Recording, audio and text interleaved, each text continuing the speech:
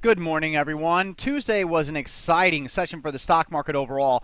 Now, I know that the intraday range was overall shallow, but the fact that we gapped higher on the day, kind of backed and fell in a short little range between 37.24 basically and 37.29.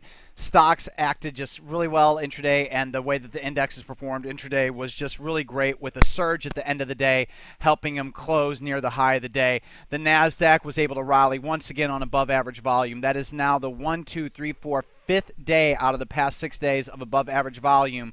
And on a weekly chart, you can see the running last 5 days volume as at average. So overall, this has been an excellent move higher. And along with that, the S&P 500 today, after retaking the 50-day moving average yesterday, has now broken above the line on above average volume. That now puts the S&P 500 under a buy signal. That's also the case with the New York Stock Exchange, with the heavier volume, above average volume, putting it under a buy signal. That switch to the buy signal will cause me to sell half of my SDOW hedge in the Dow Jones Industrial Average. However, I will be holding on to the other half because even though the SDOW is below the 50-day moving average, the Dow Jones Industrial Average is still below the 50-day moving average. A close not above the 50-day moving average, but above the 1533 2.71 level will be where the signal switches it to a buy signal. So every index is now under a buy signal except the Dow Jones Industrial Average, which is under a neutral signal. We only have one partial sell tonight, and that's in the SDOW. Going to take off half that hedge. We have 3 new longs.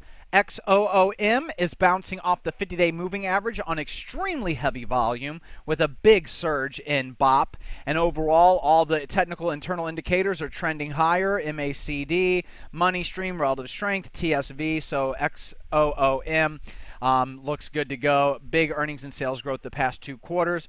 Also, WBMD is breaking out on higher volume. Technically, yesterday could have been a new long position.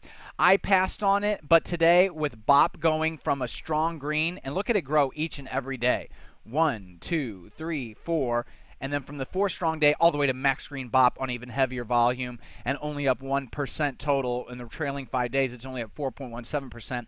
You can see that volume, and on a weekly, it's got back-to-back weekly pocket pivot point buy signals, quite strong, and multiple pocket pivot point buy signals on the weekly there. Just a really, really strong looking chart, so I would expect WBMD to do well. Look, that's an excellent look chart. Look at how tight the trading price ranges are whenever it consolidates, and then boom, it moves higher on huge volume. Should be a lot of good things coming out of WBMD. And also, ATOS is going to be a speculative long position. You can see it's recently under some very heavy accumulation, and whenever it started, BOP jumped to a very strong green, stayed a strong green, and now it's moving up to max green BOP on heavy volume. We've had 3 pocket pivot point signals just recently in September, following 2 in August. So ATOS being in the hot drug biotech arena right now has a lot of potential for some gains. But that's it. Those are the 3 new longs. WBMD, XOOM.